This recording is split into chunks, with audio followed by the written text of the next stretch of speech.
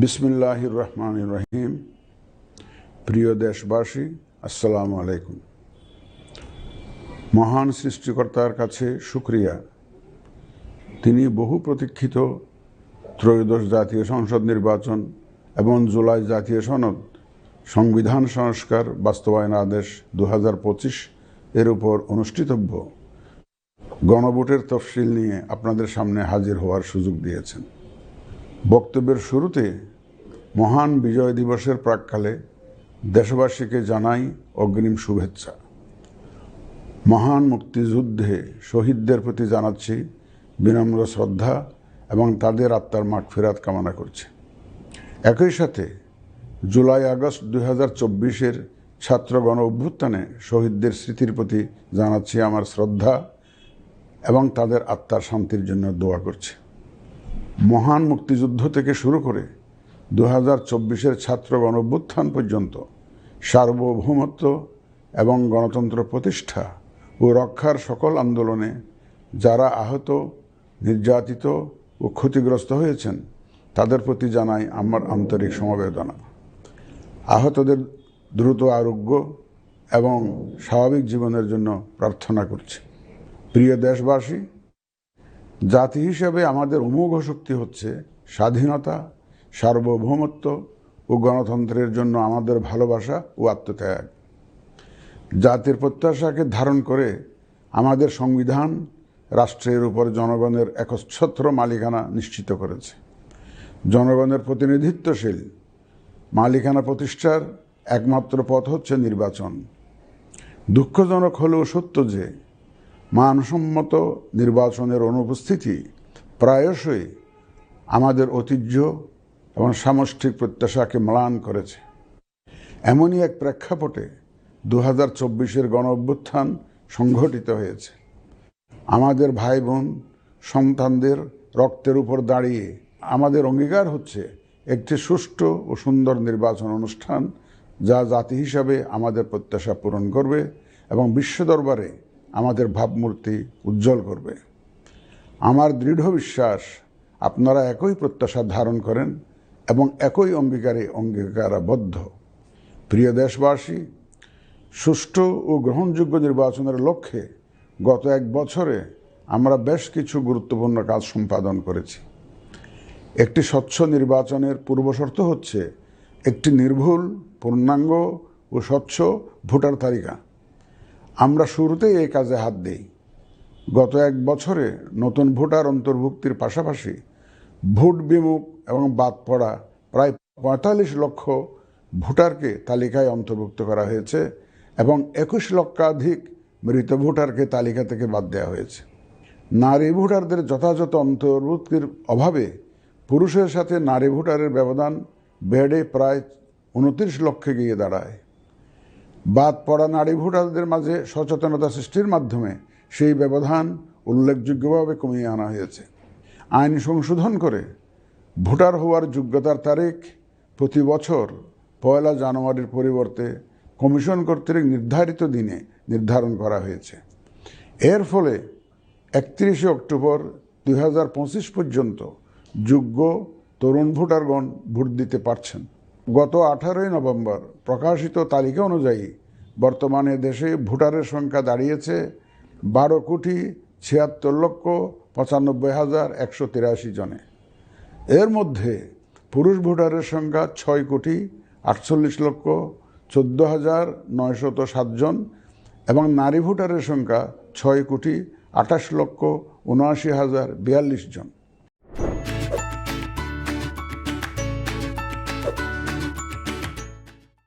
গত এক বছরে নির্বাচন কমিশনের সক্ষমতা বৃদ্ধির পাশাপাশি সংশ্লিষ্ট সকলের জবাবদিহিতা বাড়াতে আমরা বহুবিধ আইনি ও কাঠামোগত সংস্কার সম্পন্ন করেছি।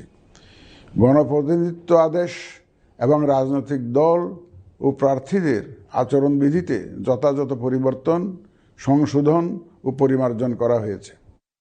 নির্বাচন ব্যবস্থা সংস্কার কমিশনের বিভিন্ন সুপারিশের পাশাপাশি নির্বাচন কমিশনের নিজস্ব মূল্যায়ন ও অংশীজনের পরামর্শের ভিত্তিতে এসব সংস্কার করা হয়েছে। এই উদ্যোগ সফলভাবে সম্পন্ন করতে সহযোগিতার জন্য আমি অন্তর্বর্তীকালীন সরকার, নির্বাচন ব্যবস্থা সংস্কার কমিশন ও জাতীয় ঐকমত্য কমিশন সহ সকল অংশীজনদের জানাই আমার কৃতজ্ঞতা। প্রিয় দেশবাসী, বিভিন্ন কারণে এবারের নির্বাচন আমাদের জাতির ইতিহাসে অনন্য ও গুরুত্বপূর্ণ। প্রথমত, প্রকৃত গণতান্ত্রিক ধারা পুনঃপ্রতিষ্ঠার পাশাপাশি কাঙ্ক্ষিত সংস্কার প্রশ্নে সিদ্ধান্তের নির্বাচন এটি। এবার জাতীয় সংসদ নির্বাচন ও গণভোট একই দিনে অনুষ্ঠিত হবে, যা একটি নতুন অভিজ্ঞতা।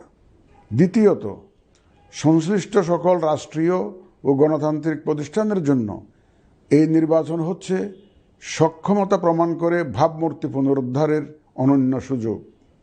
তৃতীয়ত, দীর্ঘ গণতান্ত্রিক আন্দোলন সংগ্রামের পর দেশের স্বার্থে রাজনৈতিক দলসমূহের মাঝে সৌহার্দ্যপূর্ণ গণতান্ত্রিক প্রতিযোগিতার ধারা প্রবর্তনের দাবি রাখে এই নির্বাচন। চতুর্থত, প্রায় অকার্যকর পোস্টাল ভোট ব্যবস্থাকে পরিমার্জন করে এই নির্বাচনে একটি কার্যকরী রূপ দেয়া হচ্ছে। বিশেষ করে বাংলাদেশের অন্যতম চালিকা শক্তি আমাদের রেমিটেন্স যোদ্ধা তথা প্রবাসী বাংলাদেশি ভোটারদের প্রথমবারের মতো ভোটের আওতায় আনা হচ্ছে। একইভাবে প্রথমবারের মতো ভোটের আওতায় আসছেন আইনি হেফাজতে থাকা ভোটারগণ। এছাড়াও নিজ নির্বাচনী এলাকার বাইরে কর্মরত সরকারি কর্মচারী এবং নির্বাচন অনুষ্ঠানের সাথে সম্পৃক্ত ব্যক্তিগণ পোস্টাল ব্যালটের মাধ্যমে এবার ভোট দেবেন। প্রিয় ভোটারবৃন্দ, ভোট আপনার শুধু নাগরিক অধিকারই নয়, বরং পবিত্র আমানত ও দায়িত্ব। এই দায়িত্ব সচেতনভাবে আপনারা পালন করবেন, এ আমার বিশ্বাস। যে কোনো ভয়ভীতি, প্রলোভন, প্রবঞ্চনা এবং সীমাবদ্ধতার ঊর্ধ্বে উঠে নিঃসংকোচে আপনাদের ভোটাধিকার প্রয়োগ করুন। আপনাদের নিরাপদ ও উৎসবমুখর অংশগ্রহণ নিশ্চিতকল্পে সংশ্লিষ্ট সকল প্রতিষ্ঠান ও বাহিনী কাজ করবে। ধর্ম, গোত্র, গোষ্ঠী, লিঙ্গ নির্বিশেষে সকলে এই আনন্দ আয়োজনে অংশগ্রহণ করুন। পরিবারের প্রতিবন্ধী, বয়স্ক ও সন্তান সম্ভবা মা সহ সকলকে নিয়ে ভোট দিতে আসুন। আমি আশা করি আপনাদের স্বতঃস্ফূর্ত অংশগ্রহণের মাধ্যমে ভোটের অনুষ্ঠান উৎসবে রূপ নেবে। প্রবাসে বসবাসরত প্রিয় ভোটারগণ, প্রবাস থেকে ভোটদানের জন্য নিবন্ধন কার্যক্রম গত 18 নভেম্বর থেকে চলমান আছে। আগামী 25 ডিসেম্বর পর্যন্ত পোস্টাল ভোট বিডি অ্যাপের মাধ্যমে পৃথিবীর যে কোনো স্থান থেকে ভোটদানের জন্য আপনারা নিবন্ধন করতে পারবেন। আপনারা এই সুযোগ গ্রহণ করে ভোটে অংশ নিন, দেশ গঠনে আপনাদের অধিকার বুঝে নিন। প্রবাসী ভোটারগণ ছাড়াও দেশের ভিতরের 3 ধরনের ভোটার পোস্টাল ব্যালটে ভোট দিতে পারবেন, যা ইতিমধ্যে উল্লেখ করেছি। প্রবাসী ভোটারগণের পাশাপাশি এই 3 ধরনের ভোটারগণ আগামীকাল থেকে শুরু করে আগামী 25 ডিসেম্বর 2025 পর্যন্ত পোস্টাল ভোট বিডি অ্যাপের মাধ্যমে এবং নির্ধারিত পদ্ধতিতে পোস্টাল ভোটের জন্য নিবন্ধন করতে পারবেন। ব্যক্তি ভোটার ও প্রতিষ্ঠানসমূহের প্রতি আমার আহ্বান, আসুন আমরা আমাদের ভোটাধিকার নিশ্চিত করি এবং ভোটে অংশ নেই। প্রিয় দেশবাসী, বর্তমান সময়ে সামাজিক যোগাযোগ মাধ্যমে বিভিন্ন বিভ্রান্তিমূলক তথ্য ছড়ানো হয়ে থাকে। বিশেষ করে কৃত্রিম বুদ্ধিমত্তা ব্যবহার করে অসত্য তথ্য ও অপতথ্যের বিস্তার দিনকে দিন বেড়ে চলেছে। প্রতিপক্ষ দল ও প্রার্থীকে হেয় করার পাশাপাশি নারীদের প্রতি বিদ্বেষমূলক প্রচারণা আমাদের ঐতিহ্যকে ক্ষুণ্ণ করে এবং নির্বাচনকে কলুষিত করে। দেশের প্রচলিত আইন অনুযায়ী এসব রোধে প্রয়োজনীয় ব্যবস্থা গ্রহণ করা হবে। আপনাদের প্রতি আমার বিশেষ অনুরোধ, অসত্য এবং অসৎ উদ্দেশ্যে প্রচারিত কোনো তথ্যে কান দিবেন না, গ্রহণ করবেন না। মনে রাখবেন, অসত্য তথ্য শেয়ার করাও শাস্তিযোগ্য অপরাধ। আমি এবার নির্বাচনে অংশগ্রহণে ইচ্ছুক প্রার্থী এবং দলসমূহের প্রতি 2-1টি কথা বলতে চাই। আসুন আমরা আচরণবিধি মেনে একটি শান্তিপূর্ণ ও উৎসবমুখর নির্বাচন নিশ্চিত করি। শান্তিপূর্ণ সহাবস্থান এবং পারস্পরিক শ্রদ্ধা নিশ্চিত করে ভোটারদের বিশ্বাস ও আস্থা অর্জনই হোক আপনাদের লক্ষ্য। নির্বাচনে দায়িত্ব পালনকারী প্রিয় সহকর্মীবৃন্দ, নির্বাচন কমিশন স্বচ্ছতা, নিরপেক্ষতা এবং দৃঢ়তার সাথে দায়িত্ব পালনে বদ্ধপরিকর। কমিশনের অংশ হিসাবে আপনারা নির্ভয়ে সততা ও নিরপেক্ষতার সাথে দায়িত্ব পালন করবেন। মনে রাখবেন, এ ব্যাপারে কোনো শিথিলতা বা গাফিলতি সহ্য করা হবে না। একটি সুন্দর ও গ্রহণযোগ্য নির্বাচন অনুষ্ঠানে সংবাদ মাধ্যম ও পর্যবেক্ষক সংস্থার সহকর্মীদের ভূমিকা অপরিসীম। আপনারা স্বাধীনভাবে সর্বোচ্চ পেশাদারিত্ব, নিরপেক্ষতা ও বস্তুনিষ্ঠতার সাথে আপনাদের দায়িত্ব পালন করবেন, এটি আমাদের প্রত্যাশা। প্রিয় দেশবাসী, আমি এই পর্যায়ে নির্বাচনী তফসিল তথা নির্বাচন সংক্রান্ত সময়সূচি ঘোষণা করছি। আগামী 2026 সালের ফেব্রুয়ারি মাসের 12 তারিখ রোজ বৃহস্পতিবার 300 আসনে ত্রয়োদশ জাতীয় সংসদ সাধারণ নির্বাচন এবং একই সাথে জুলাই জাতীয় সনদ সংবিধান সংস্কার বাস্তবায়ন আদেশ 2025-এর উপর গণভোট অনুষ্ঠিত হবে। ত্রয়োদশ জাতীয় সংসদ নির্বাচনের জন্য মনোনয়নপত্র দাখিলের শেষ তারিখ আগামী 29 ডিসেম্বর 2025 রোজ সোমবার। মনোনয়নপত্র বাছাই হবে আগামী 30 ডিসেম্বর 2025 রোজ মঙ্গলবার হতে 4 জানুয়ারি 2026 রোজ রবিবার পর্যন্ত। রিটার্নিং অফিসারের আদেশের বিরুদ্ধে কমিশনে আপিল দায়েরের শেষ তারিখ 11 জানুয়ারি 2026 রোজ রবিবার। কমিশনে দায়েরকৃত আপিল নিষ্পত্তির তারিখ 12 জানুয়ারি 2026 রোজ সোমবার থেকে 18 জানুয়ারি 2026 রোজ রবিবার পর্যন্ত। প্রার্থিতা প্রত্যাহারের শেষ তারিখ 20 জানুয়ারি 2026 রোজ মঙ্গলবার।